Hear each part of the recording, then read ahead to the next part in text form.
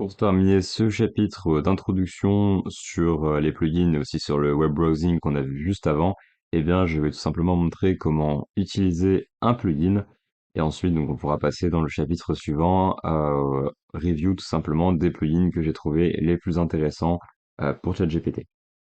Donc, ce qu'on va faire déjà, c'est qu'on va vérifier qu'on a bien les plugins activés dans Beta Features. Alors, plugin DevTools, ça c'est quelque chose voilà que dont on va pas s'occuper ici, puisque voilà, c'est plus réservé aux développeurs et ça permettait aussi notamment d'installer les plugins avant qu'ils soient disponibles pour tous les utilisateurs GPT+. Donc ce qu'on va faire, c'est qu'on va aller dans Beta Feature, on va vérifier que les plugins sont donc bien activés. Donc là, donc on a juste à cliquer ici pour activer, désactiver. Et on va aller sur GPT-4. On va sélectionner Plugins. Hop, et ici, donc j'ai déjà des plugins d'installer. Ce que je vais faire, c'est que je vais tout désinstaller tout à l'heure pour pouvoir repartir entre guillemets de zéro dans la formation.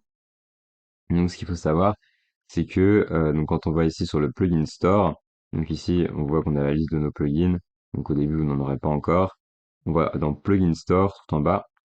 Et ici, donc on va avoir les plugins populaires, donc ceux qui sont les plus utilisés. Ça ne veut pas forcément dire que ce sont les plus utiles. Par exemple, Expedia, c'est un plugin, bon, c'est bien, mais réserver ses vacances sur ChatGPT, c'est pas ce que je trouve le plus intéressant. Donc ça, voilà. Après, on aurait Kayak, des choses comme ça. Ou même Zapier, pour ceux qui l'utilisent. Moi, je l'utilise pas, je préfère Make. Mais ça peut être pratique pour ceux qui utilisent Zapier. Après, on a les derniers plugins qui ont été ajoutés. Et là, en fait, on commence à voir qu'on a des pages et des pages de plugins. Et que même quand on va dans All, on voit qu'il y a 72 pages de plugins. Et OpenAI avait donc expliqué qu'il y avait déjà 500 plugins sur le store. Alors, je pense honnêtement qu'ils vont rapidement refaire cette interface parce qu'elle devient de moins en moins pratique. Et ici, on a les plugins qu'on a installés. Et ici, on a une barre donc, qui permet de rechercher des plugins. Et ça va être particulièrement utile puisque quand je vais vous présenter des plugins, eh bien, vous n'avez pas forcément envie d'aller les chercher dans All. Eh bien, vous aurez juste à taper, par exemple, un plugin qu'on va rapidement voir, c'est WebPilot. Bon, lui, il était sur Populaire parce que c'est vraiment un de mes préférés. Eh bien, on tombe directement sur WebPilot et là, donc, je vais le désinstaller. Vous voyez, ici, on aura un petit bouton installé. Il aura juste à cliquer dessus et il sera installé. Alors parfois ça demandera des choses supplémentaires parce qu'il y a des plugins qui demandent de se connecter à des sites externes. Ça on le verra du coup en temps voulu quand on aura des plugins notamment à connecter à des sites externes. Je dirai un petit peu ce qu'il faut faire.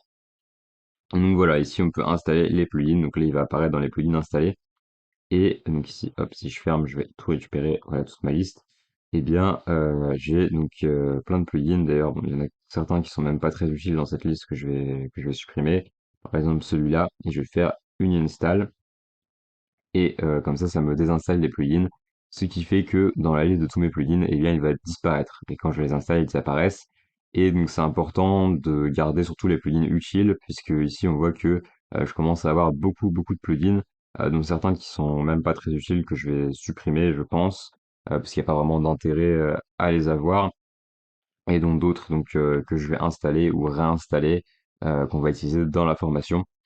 Et donc voilà, c'est comme ça qu'on installe donc des plugins sur ChatGPT. Et ensuite, pour utiliser un plugin ChatGPT, eh bien, il faut le sélectionner. Donc on peut même en sélectionner jusqu'à 3 en simultané. Donc ce qui nous permet d'ailleurs de faire des combinaisons en combinant les possibilités des plugins, vraiment décupler les résultats qui sont possibles.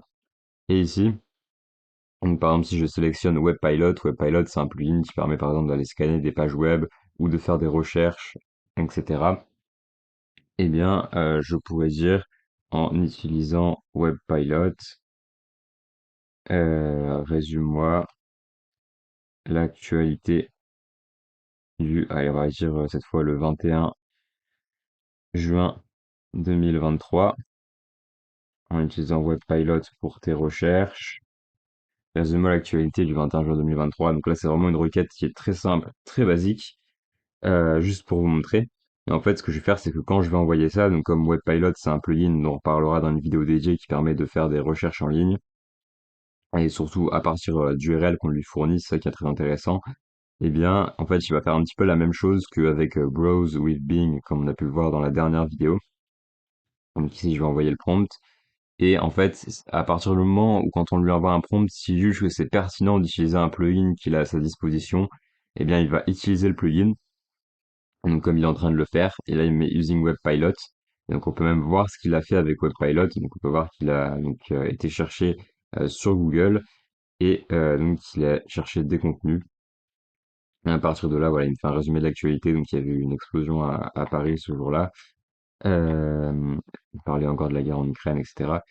Et donc voilà, c'est une possibilité. Et ce qu'il faut aussi savoir, c'est que les plugins ne s'activent pas forcément quand on envoie un prompt, puisqu'en fait, il faut que ChatGPT considère déjà qu'il peut utiliser le plugin pour résoudre ce qu'on lui demande, parce que s'il considère que le plugin ne permet pas de le faire, eh bien il va tout simplement pas l'activer. Et il faut ensuite donc qu'il estime que ce soit pertinent et qu'il ait par exemple besoin de ces informations. Mettons que je lui demande une date avant 2021 dont il aurait déjà plusieurs informations dessus. Si je lui demande pas d'utiliser Webpilot pour les recherches, il va pas l'utiliser.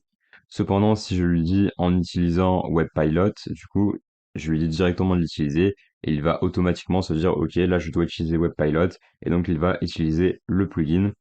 Ou alors il va dire, voilà, je suis désolé, mais ce plugin-là ne permet pas de faire ça, donc je ne peux pas le faire, mais il permet de faire ça, ça, ça. Donc voilà, globalement, c'est ce qu'il fallait savoir pour utiliser un plugin sur ChatGPT.